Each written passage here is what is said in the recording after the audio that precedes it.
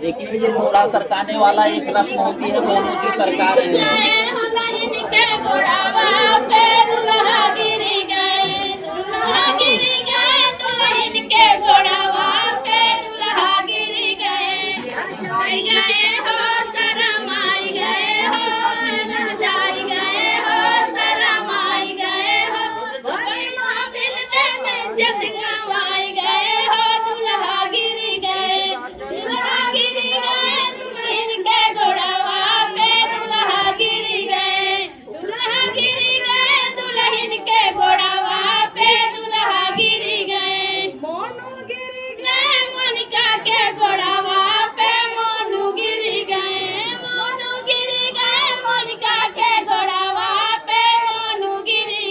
वाह वाह, क्या बात है,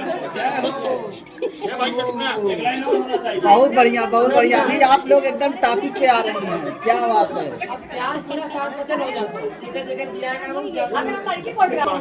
अभी ये लक्ष्मी की जगह पे तो आपने क्या किया, यहाँ 7 बनाया गया था पिंडी, तो 7 पहाड़ थे। महाराज जी इसको लेके जरा बोलिए यही बात। वाह, लीजिए महाराज जी, बहुत बढ़िया, दीजिए बोलिए। दे दो, वाह क्या बात है महाराज जी, लाइव प्रसारण जो आपने किया अभी, इसका मतलब है कि आप अपनी होने वाली धर्मपत्नी से क्या वादा करते हैं, क्या संकल्प लेते हैं। क्या संकल्प लेते हैं? चाहे मेरी होने वाली धर्मपत्नी, वाह महाराज, हे प्रिय मेरी होने वाली अर्धांगिनी, मैं आज संकल्प लेता हूँ कि जैसे शिलाखंड को हटा दिया, जो लोढ़ा होता है हमारे घर का, वह शिलाखंड होता है पहाड़ का एक अंग है, न कि सीमेंट से बनाया गया है। ठीक है, जैसे आज हमने इसको खिसका दिया, उसी तरीके से मैं संकल्प लेता हूँ, कि आज के बाद आपके जीवन में पहाड़ जैसी विपत्ति अगर आएगी, उसे मैं चुटकी में, जैसे शिलाखंड को हटा दिया वैसे उस विपत्ति को चुटकी बजाते हुए मैं नष्ट कर दूंगा। ये मेरा वादा है। अब होने वाला है 7 वचन। 7 वचन किसके हैं? कन्या के। और कुछ वचन, 5 वचन आपके होंगे। तो 7 वचन जो हम आपको बताने जा रहे हैं, अगर इस वचन को आप सुनेंगे और समझेंगे, अपनी मेमोरी में फीड करके रखेंगे, तो मेरा दावा है, भगवान भोलेनाथ के मंदिर में वचन देता हूँ, कभी आपके दरवाजे पर विपत्ति, कलेश, अशांति, ये तीनों दस्तक नहीं देंगे। दुख, क्या बात, ये दस्तक देने वाले नहीं है। अब वचन में कन्या क्या कहती है? पहले वचन में कन्या कहती है, वचन का मतलब है आपसे वचन ले रही है, आप वादा कर रहे हैं, संकल्प ले रहे हैं कि आपकी बातों को मैं मानूंगा। पूरा उच्चारण के साथ महाराज जी, वाह वाह वाह। भैया इसमें कन्या कहती है, तीर्थव्रतो त्यापनियज्ञदानम मया सहतम यद कर्म कुर्या बामंगनामि त्वदा त्वदीयम जगाधि कन्या च वचनम प्रथमम। पहले वचन में कन्या कहती है कि कोई भी तीर्थ यात्रा करें, आप कोई भी उद्यापन करें, व्रत रखें और दान आप कर्म करते हैं, तो मुझे साथ लेकर के करना होगा। अगर आप यह स्वीकार करते हैं तो मैं आपकी धर्म पत्नी बनने के लिए तैयार हूं। दूसरे वचन में कन्या कहती है, काव्यम प्रधाने कामंगयामि त्वदा त्वदीयं जगाधि कन्या वचनम द्वितीयम्। दूसरे वचन में कन्या कहती है कि अगर आप हव्य दान करेंगे, हव्य दान करेंगे और कव्य दान करेंगे, उसमें साथ लेना होगा मुझे।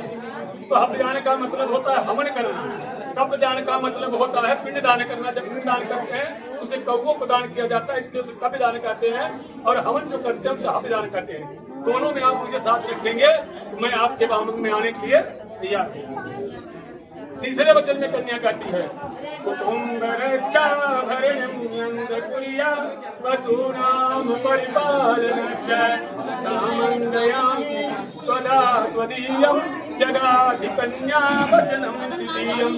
तीसरे वचन में कन्या कहती है कि आपके घर में गाय है, भैंस है, पशु जितने भी हैं उनका सबका लालन करो, मेरे अधिकार में होना चाहिए।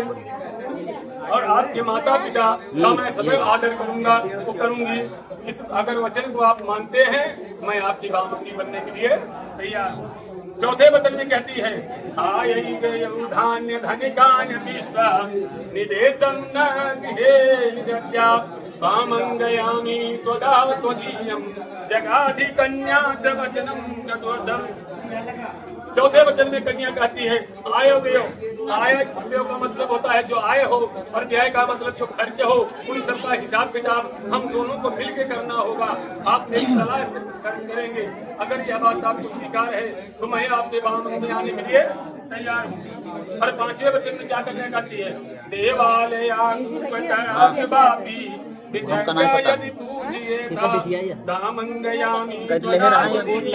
जगाधिकन्या च वचनं पंचमम्। पांचवें वचन में कन्या कहती है यदि आप तालाब बनवाएं, कुआं बनवाएं, मंदिर बनवाएं, बाग बगीचा लगवाएं, उसका उद्घाटन करें, उद्यापन करें, कोई भी कार्य आप करते हैं मुझे आप साथ लेकर के ही करेंगे। अगर यह आपको स्वीकार है तो मैं आपकी बामंगी बनने के लिए तैयार हूँ। और छठे वचन में कन्या कहती है वेशांतरे आयस्फुरांतरे वा यदा विदग्धैकविकृतं वामंगयामि त्वदा त्वदीयं जगाधिकन्या च वचनं अष्टमम्। छठे वचन में कन्या कहती है कि आप देश अथवा विदेश में कहीं भी कोई व्यापार करेंगे, कोई कार्य करेंगे तो आप मुझे बताएंगे जरूर, आप मुझसे सलाह लेंगे। अगर यह आपको मंजूर है तो मैं आपको बामंगी में आने के लिए तैयार हूँ। अब सातवां वचन जो होता है भैया, यही आपके भाग्य को बदल सकता है। घर में जो कलेश होता है, सातवां वचन जब बालक भूल जाता है, पति जब सातवें वचन को भूल जाता है तो पति पत्नी में महाभारत होता है और परिवार में बना खाना खाने को नहीं मिलता। वो वचन कौन सा है? न सेवनीया यदि पारिया स्वयं भवानी भवनि कामिनीति वामंगयामि त्वदा त्वदीयं जगाधिकन्या वचनं च सप्तमम्। भैया मोनू जी सातवें वचन में कन्या से कहती है, क्या कहती है कि मेरे सिवा मुझसे कोई अति सुंदर स्त्री आपको दिखाई दे। इंद्र के दरबार में जो नाचती हैं अप्सराएं हैं, अगर वो भी नीचे आए, उन्हें आप अपने माँ बहन जैसा देखेंगे, उनका आप सेवन नहीं करेंगे। अगर आपको मंजूर है मैं आपकी धर्म पत्नी बनने के लिए तैयार हूँ। मतलब समझ गए ना इस बात को? समझ गए। सातों वचन आपको मंजूर है? चलिए कन्या हो, जय हो, जय हो। अब मोनिका बिटिया, मोनू जी ने जो आपकी बातों को समझा और उसको स्वीकार किया, तो आप कुछ वचन है, तीन ही बात हम कहते हैं मोनू की तरफ से, आप उसे स्वीकार हो तो बता दीजिएगा। पहले वचन में मोनू क्या कहते हैं? ये कहते हैं मदीय चित्तानुगतम त्वचितम रोममाज्ञा परिपालनश्च प्रतिव्रता धर्म परायण पुरिया सदा सर्वमियं प्रयत्नम्। मोनू जी आपसे कह रहे हैं हे ब्रजपति देवी, हे मेरी होने वाली धर्म पत्नी, मैं आपसे वचन लेता हूँ कि आपको मेरे चित्त के जैसा आपका चित्त रखना होगा। मेरे चित्त जैसा आपको चित्त रखना होगा, मेरी आज्ञा का पालन करना होगा और पतिव्रता धर्म में आपको रहना होगा। इसका मतलब क्या है?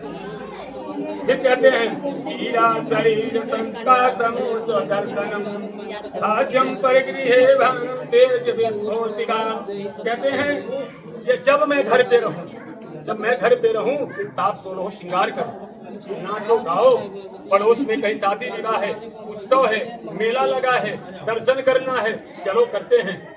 लेकिन जब मैं देश प्रदेश में रहूं, मैं यहाँ ना रहूं, तो आपको ये नहीं करना है। आप किसी पराये पुरुष से हंसी मजाक नहीं करेंगी, आप कहीं जाने आने वाली नहीं है जब तक कि हमारे माँ बाप का आदेश ना हो।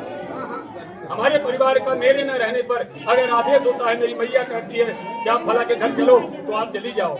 लेकिन अगर मेरे घर का कोई नहीं कहता और मेरी आज्ञा नहीं है तो आपको जाना नहीं है।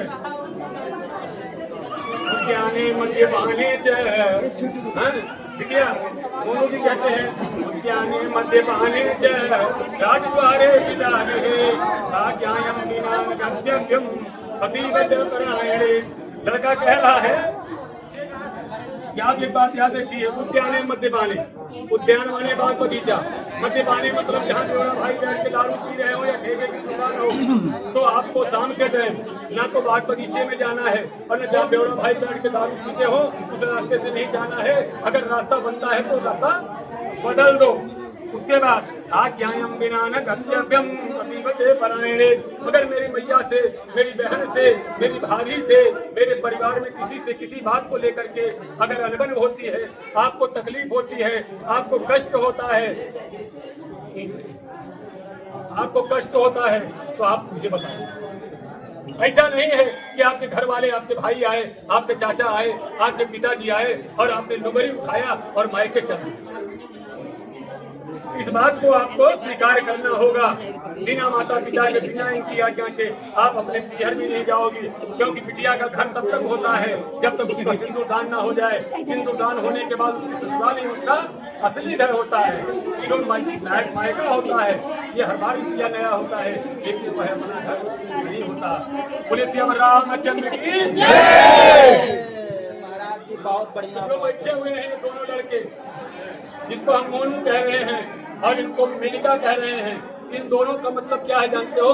किसी भी जात का हो, किसी भी पक्ष का हो, जो घर बैठते हैं, इनका दोनों का नियम है कि राम सरी सबर दुलहिन सीता समधिय दशरथ जनक पुनीता। ये जो मोनू जी बैठे हैं ये स्वयं राम रूप में बैठे हुए हैं और जो बिटिया बैठी है ये सीता माता के रूप में बैठी है। क्यों? इनके दाहिने अंग पे है, इसलिए साक्षात लक्ष्मी है। जब वाम अंग होगी इनकी धर्म पत्नी होगी। पूजा में, पाठ में, यज्ञ में जब अपने आदमी क्या करता है, पत्नी को दाहिने अंग में बैठाता है। शास्त्र ये कहता है कि अगर बाजार जा रहे हो पत्नी को लेकर के तो पत्नी आगे हो, आप पीछे हो। लेकिन आजकल के आगे बेहरारू हो गया, पीछे कहीं सर्व चलो भैया एक काम कर, अब से दान कर कार्यक्रम किया जाए। बस जय महाराज, बहुत बढ़िया। जय हो महाराज। चलो भैया आवा के ध्यान रखना, सिंदूर बनाने वाले, सिंदूर बनाने वाले, सिंदूर की लाज रखना, सिंदूर बनाने वाले, सिंदूर बनाने वाले, सिंदूर की लाज रखना, सिंदूर बनाने वाले, सिंदूर बनाने वाले, सिंदूर की लाज रखना। आगे चाहे तो अरे वोट करे चाहे तो वोट करे चाहे यार।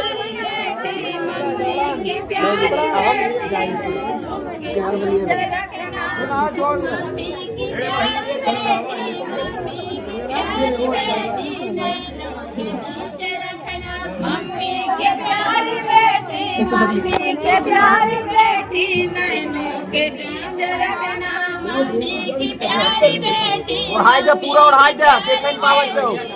वाह बहुत बढ़िया। ए इसको थोड़ा कैमरा माना दीजिए, कैमरा माना दे, कोई देखने न पाए एकदम।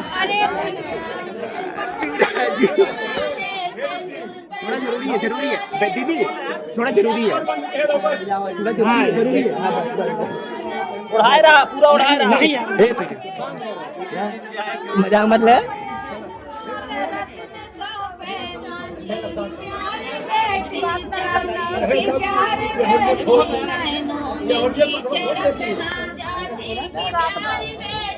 चाची की प्यारी बेटी, नैनों के बीच रखना, चाची की प्यारी बेटी, चाची की प्यारी बेटी, नैनों के बीच रखना, चाची की प्यारी बेटी, चाची की प्यारी बेटी, नैनों के बीच रखना। सिंदूर बनाने वाले, सिंदूर बनाने वाले, सिंदूर सिंदूर की लाज रखना। सिंदूर पहनाने वाले, सिंदूर पहनाने वाले, सिंदूर की लाज रखना। सिंदूर पहनाने वाले, सिंदूर पहनाने वाले, सिंदूर की लाज रखना। सिंदूर पहनाने वाले, सिंदूर पहनाने वाले, सिंदूर की लाज रखना।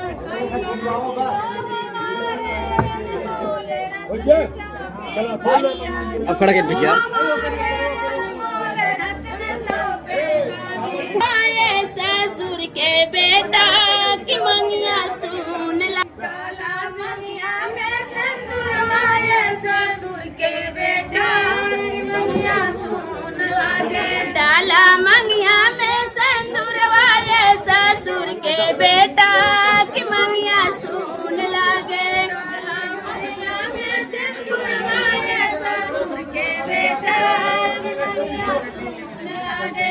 ई भाग्य वाली बन्नी जले जाइए बन्ना की भगिया जाग जाई। भाग्य वाली बन्नी लेके जाइए बन्ना भगिया जाग जाई। भाग्य वाली बन्नी जले जाइए बन्ना की भगिया जाग जाई। भाग्य वाली बन्नी का नाम है जाग जाई। डाला मंगिया में सिंदूर वाले, भसुर के भैया की मंगिया सुन लागे। डाला मंगिया में सिंदूर वाले, भसुर के भैया की मंगिया सुन लागे। ई भाग्य वाली बन्नी जले जाइए बन्ना की भगिया जाग जाई। भाग्य वाली बन्नी लेके जाइए बन्ना की भगिया जाग जाई।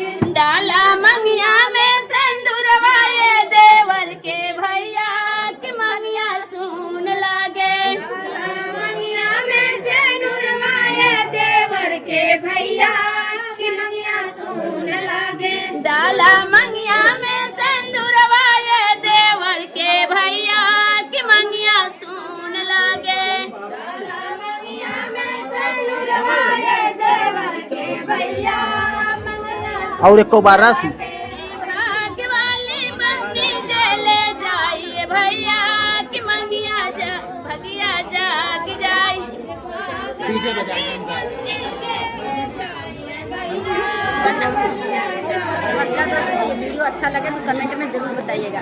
मोनू की शादी का कैसा लगा कि जरूर बताना। पुष्पा जैसे कि चैनल पे जाना सबकी इच्छा है जी बिल्कुल। और मोनू का शादी का प्यार दुलार जरूर हम लोगों को दीजिएगा। थैंक यू, धन्यवाद।